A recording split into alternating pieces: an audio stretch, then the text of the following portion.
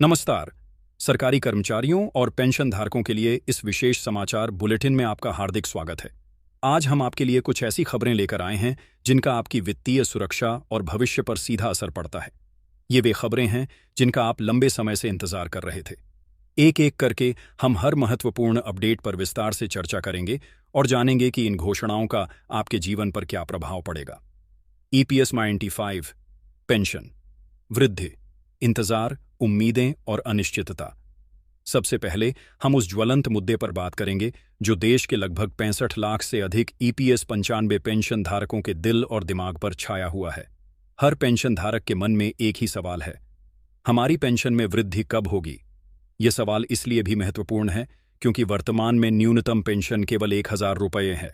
आज के समय में जब महंगाई आसमान छू रही है, 1000 रुपये की यह राशि किसी भी तरह से जीवन यापन के लिए पर्याप्त नहीं है। यह एक कड़वी सच्चाई है और इसी सच्चाई को बदलने के लिए पेंशन धारक लगातार संघर्ष कर रहे हैं। अच्छी खबर यह है कि यह संघर्ष बेकार नहीं गया। सरकार के गलियारों में इस मांग की गूंज सुनाई दी है। श्रम मंत्रालय और कर्मचारी भविष्य निधि संगठन EPFO के बीच एक महत्वपूर्ण प्रस्ताव पर विचार चल रहा है। इस प्रस्ताव के अनुसार न्यूनतम पेंशन को 1000 रुपये से बढ़ाकर सीधे 7500 रुपये करने का सुझाव दिया गया है। जी हां, आपने बिल्कुल सही सुना, 7500 रुपये। अगर यह प्रस्ताव मंजूर हो जाता है तो यह पेंशन धारकों के लिए एक बहुत बड़ी राहत होगी। इस प्रस्ताव में एक और खास बात यह है कि पेंशन को महंगाई भत्ते DA से जोड़ने का भी प्रावधान शामिल है। इसका मतलब यह है कि भविष्य में जैसे जैसे महंगाई बढ़ेगी, आपकी पेंशन की राशि भी अपने आप बढ़ती जाएगी। यह एक ऐसा कदम है जो पेंशनर्स को भविष्य की आर्थिक असुरक्षा से मुक्ति दिला सकता है। लेकिन सबसे बड़ा सवाल यह है कि यह प्रस्ताव हकीकत में कब बदलेगा। इस बारे में कई तरह की अटकलें और खबरें सामने आ रही हैं। कुछ सूत्रों का कहना है कि सरकार इस वृद्धि को इसी वित्तीय वर्ष के भीतर लागू करने के लिए प्रतिबद्ध है। कुछ मीडिया रिपोर्ट्स तो यह भी दावा कर रही हैं कि यह ऐतिहासिक बढ़ोतरी इसी महीने से लागू हो सकती है। हालांकि हमें यह स्पष्ट करना होगा कि सरकार की ओर से अभी तक कोई भी आधिकारिक घोषणा या निश्चित समय सीमा जारी नहीं की गई है। इस मामले में एक और महत्वपूर्ण पहलू है central board of trustees CBT की आगामी बैठक। यह एक ऐसा बोर्ड है जहां कर्मचारी, नियोक्ता और सरकार के प्रतिनिधि मिलकर EPFO से जुड़े महत्वपूर्ण फैसले लेते हैं। ऐसी प्रबल संभावना है कि पेंशन वृद्धि का यह प्रस्ताव CBT की अगली बैठक के एजेंडे में सबसे ऊपर होगा। यदि बोर्ड इस प्रस्ताव को अपनी मंजूरी दे देता है तो इसे लागू होने का रास्ता लगभग साफ हो जाएगा। कुछ विशेषज्ञ यह भी अनुमान लगा रहे हैं कि सरकार इस बड़ी घोषणा को आगामी केंद्रीय बजट के माध्यम से देश के सामने रख सकती है, ताकि इसका एक बड़ा राजनीतिक और सामाजिक संदेश दिया जा सके। संक्षेप में कहें तो EPS 95 पेंशन धारकों के लिए उम्मीद की एक नई किरण जगी है। 7500 रुपये और महंगाई भत्ते का प्रस्ताव मेज पर है, लेकिन यह उम्मीद हकीकत में कब बदलेगी, इसके लिए हमें अभी और इंतजार करना होगा। हम इस खबर पर अपनी पैनी नज़र बनाए हुए हैं और जैसे ही कोई ठोस और आधिकारिक जानकारी सामने आएगी, हम उसे सबसे पहले आप तक पहुंचाएंगे। नेशनल एजुटेशन कमेटी का दिल्ली आंदोलन, क्या हुआ उस महासंग्राम का? जहां एक ओर पेंशन वृद्धि की उम्मीदें हैं, वहीं दूसरी ओर अपने हकों के लिए संघर्ष की दास्तान भी है।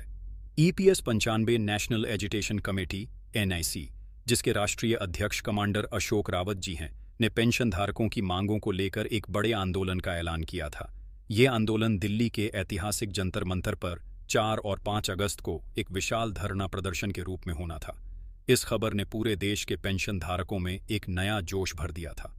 उन्हें लगा था कि शायद इस बार उनकी आवाज़ सीधे सरकार तक पहुंचेगी। लेकिन अब सवाल यह उठता है कि उस आंदोलन का क्या हुआ? क्या दिल्ली की सड़कों पर पेंशन धारकों का सैलाब उमड़ा? क्या उनकी मांगों को सुना गया? जो खबरें धरातल से निकलकर सामने आ रही हैं, वे दुर्भाग्य से बहुत उत्साहजनक नहीं हैं। ऐसा प्रतीत होता है कि यह आंदोलन उस पैमाने पर सफल नहीं हो पाया जिसकी उम्मीद की जा रही थी। जिस महासंग्राम का ऐलान किया गया था, वह काफी हद तक कागजों और घोषणाओं तक ही सीमित रह गया। दिल्ली के जंतर मंतर पर कुछ पेंशन धारक अपनी उपस्थिति दर्ज कराने पहुंचे तो थे, लेकिन उनकी संख्या इतनी प्रभावी नहीं थी कि वह सरकार या मीडिया का ध्यान अपनी ओर खींच सके। इस आंदोलन के अपेक्षित रूप से सफल न होने के पीछे कई कारण हो सकते हैं।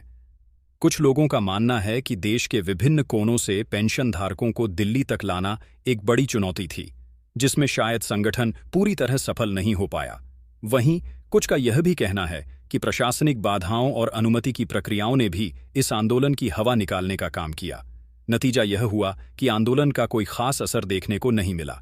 पेंशनधारकों की जो मुख्य मांगें थीं, चाहे वह 7,500 रुपये न्यूनतम पेंशन हो, महंगाई भत्ता हो या फिर मुफ्त चिकित्सा सुविधा हो, वे सभी मांगें ज्यों की त्यों बनी हुई हैं। यह निश्चित रूप से उन लाखों पेंशनधारकों के लिए एक निराशाजनक खबर है जो इस आंदोलन से बड़ी उम्मीदें लगाए बैठे थे। यह घटना इस बात को रेखांकित करती है कि अपने हकों की लड़ाई अभी लंबी है और इसके लिए और भी अधिक संगठित और मजबूत प्रयासों की आवश्यकता होगी। नई पेंशन पॉलिसी। 30 साल की सेवा पर 50% पेंशन का ऐतिहासिक तोहफा। अब रुख करते हैं उस खबर की ओर जो लाखों सरकारी और अर्ध सरकारी कर्मचारियों के चेहरे पर एक बड़ी मुस्कान लाने वाली है। ये खबर सेवानिवृत्ति के बाद के जीवन की सबसे बड़ी चिंता यानी आर्थिक असुरक्षा को समाप्त करने की दिशा में एक ऐतिहासिक कदम है। सरकार ने एक नई पेंशन पॉलिसी को लेकर एक बड़ा अपडेट जारी किया है, जिसके तहत 30 साल की निरंतर सेवा पूरी करने वाले कर्मचारियों को उनके अंतिम आहरित वेतन लास्ट ड्रॉन सैलरी का पूरा 50% पेंशन के रूप में दिया जाएगा। आइए इस घोषणा को और सरल शब्दों में समझते हैं। मान लीजिए कि आप एक सरकारी कर्मचारी हैं और 30 वर्षों तक देश की सेवा करने के बाद सेवानिवृत्त हो रहे हैं। यदि आपकी सेवानिवृत्ति के समय आपका अंतिम मूल वेतन 25,000 रुपये प्रति माह था, तो इस नई पॉलिसी के तहत आपको जीवन भर हर महीने 12,500 रुपये की पेंशन मिलेगी। यह एक निश्चित और गारंटीशुदा पेंशन होगी जो बाजार के उतार चढ़ाव से प्रभावित नहीं होगी। यह बदलाव उन कर्मचारियों के लिए एक बहुत बड़ी राहत लेकर आया है जो लंबे समय से पुरानी पेंशन योजना ओल्ड पेंशन स्कीम ओपीएस की बहाली की मांग कर रहे थे। आपको बता दें कि पुरानी पेंशन योजना में यही प्रावधान था, जिसे बाद में नई पेंशन प्रणाली नेशनल पेंशन सिस्टम एनपीएस से बदल दिया गया था। एनपीएस एक बाजार आधारित योजना है जिसमें पेंशन की राशि निश्चित नहीं होती। इस नए नियम को एक तरह से पुरानी पेंशन योजना के सबसे लाभकारी पहलू की वापसी के रूप में देखा जा रहा है। अब सवाल यह है कि इस सुनहरे अवसर का लाभ किन कर्मचारियों को मिलेगा। यह लाभ मुख्य रूप से उन स्थायी कर्मचारियों को मिलेगा जो सरकारी और अर्ध सरकारी संस्थानों में कार्यरत हैं। इसके लिए सबसे महत्वपूर्ण शर्त यह है कि उन्होंने अपनी सेवा के 30 साल बिना किसी रुकावट के पूरे किए हों। यह उन कर्मचारियों के लिए विशेष रूप से फायदेमंद है जो सेवानिवृत्ति के करीब हैं और पुरानी पेंशन योजना के दायरे में आते हैं। इस फैसले का महत्व केवल आर्थिक नहीं है, बल्कि यह सामाजिक और भावनात्मक भी है। जब एक कर्मचारी अपने जीवन का सबसे ऊर्जावान और उत्पादक समय किसी संस्था या देश को देता है, तो सेवानिवृत्ति के बाद एक सम्मानित और सुरक्षित जीवन उसका अधिकार है। यह 50% की गारंटीशुदा पेंशन उसे यही सम्मान और सुरक्षा प्रदान करती है। यह उसे बुढ़ापे में आर्थिक तंगी से बचाती है और स्वास्थ्य, परिवार और अन्य जिम्मेदारियों को बिना किसी चिंता के पूरा करने का आत्मविश्वास देती है। सरकार का यह कदम उन लाखों कर्मचारियों की उम्मीदों और आकांक्षाओं को पूरा करता है जो वर्षों से इस तरह की एक स्थिर और सुरक्षित पेंशन योजना की मांग कर रहे थे। यह केवल एक वित्तीय सुरक्षा कवच नहीं है, बल्कि यह एक कर्मचारी के जीवन भर की कड़ी मेहनत, समर्पण और निष्ठा का सच्चा सम्मान है। यह फैसला निश्चित रूप से कर्मचारियों के मनोबल को बढ़ाने और उनके भविष्य को सुरक्षित करने में एक मील का पत्थर साबित होगा। महंगाई भत्ते में बम्पर बढ़ोतरी। बैंक कर्मचारियों और पेंशनर्स के लिए कन्फर्म खुशखबरी। चलिए अब बात करते हैं उस खबर की जिसका इंतजार वेतनभोगी वर्ग और पेंशनभोगी बड़ी बेसब्री से करते हैं। यह खबर है महंगाई भत्ते और महंगाई राहत में बढ़ोतरी की, और इस बार यह खुशखबरी विशेष रूप से बैंकिंग सेक्टर के कर्मचारियों और पेंशनर्स के लिए आई है। भारतीय बैंक संघ इंडियन बैंक्स एसोसिएशन आईबीए ने एक आधिकारिक परिपत्र जारी करते हुए अगस्त, सितंबर और अक्टूबर 2025 इन पूरे 3 महीनों के लिए महंगाई भत्ते डियरनेस अलाउंस डीए और महंगाई राहत डियरनेस रिलीफ डीआर में वृद्धि की घोषणा कर दी है। यह एक कन्फर्म खबर है और इसका आदेश भी जारी किया जा चुका है।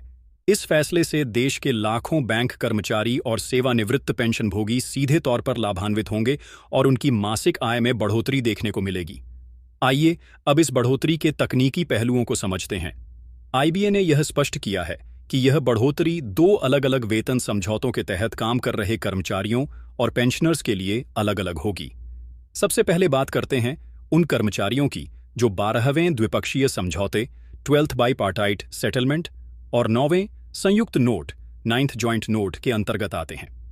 इन कर्मचारियों के लिए अगस्त, सितंबर और अक्टूबर 2025 के लिए महंगाई भत्ते की दर उनके मूल वेतन बेसिक पे का 21.623% 21,600% निर्धारित की गई है। यह गणना अखिल भारतीय उपभोक्ता मूल्य सूचकांक all India consumer price index AICPI के आधार पर की जाती है। आईबीए ने बताया है कि अप्रैल, मई और जून 2025 के महीनों के लिए AICPI का औसत 1514 अंक 1514 रहा है। पिछली तिमाही का औसत 1439 1429 अंक था, जिसका अर्थ है कि सूचकांक में 1.6% 1.6% की वृद्धि हुई है और इसी वृद्धि के आधार पर यह नया महंगाई भत्ता तय किया गया है।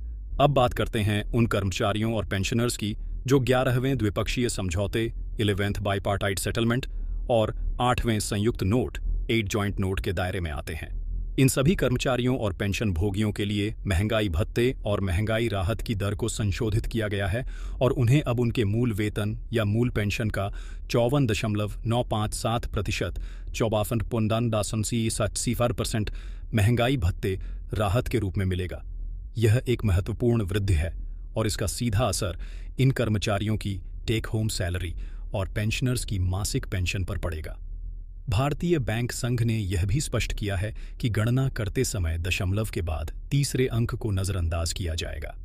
यह निर्देश सभी बैंकों को जारी कर दिए गए हैं ताकि अगस्त महीने के वेतन और पेंशन का भुगतान इसी नई बढ़ी हुई दर के अनुसार किया जा सके। यह फैसला बैंक कर्मचारियों और पेंशनर्स के लिए एक बड़ी राहत है, क्योंकि बढ़ती महंगाई के बीच यह अतिरिक्त राशि उन्हें अपनी वित्तीय योजनाओं को बेहतर बनाने में मदद करेगी। 18 महीने का डीए एरियर, सरकार का अंतिम और स्पष्ट जवाब, और अंत में हम उस मुद्दे पर आते हैं जो केंद्रीय कर्मचारियों और पेंशनर्स के लिए एक भावनात्मक और वित्तीय मुद्दा बना हुआ है। 18 महीने का बकाया डीए एरियर। आप सभी को याद होगा कि कोरोना महामारी के दौरान सरकार ने जनवरी 2020 से जून 2021 तक यानी कुल 18 महीनों के लिए महंगाई भत्ते और महंगाई राहत की बढ़ोतरी को फ्रीज कर दिया था, यानी रोक दिया था। जब जुलाई 2021 में इस रोक को हटाया गया तो सरकार ने डीए की दरों को तो बहाल कर दिया, लेकिन इन 18 महीनों के बकाया एरियर का भुगतान नहीं किया। तब से लेकर आज तक कर्मचारी संगठन लगातार सरकार से इस बकाये के भुगतान की मांग कर रहे हैं। उनका तर्क है कि यह उनका हक है जिसे सरकार को देना चाहिए। पेंशन धारकों और कर्मचारियों के लिए यह केवल पैसे का मामला नहीं है, बल्कि यह उनके सम्मान और अधिकार से जुड़ा मुद्दा है। खासकर ऐसे समय में जब महंगाई लगातार बढ़ रही है, यह बकाया राशि उनके लिए एक बड़ी राहत साबित हो सकती है। विभिन्न कर्मचारी संघों ने इस मुद्दे को कई बार सरकार के सामने उठाया है। संसद में भी इस पर सवाल पूछे गए हैं और कोर्ट में भी इसे लेकर याचिकाएं दायर की गई हैं।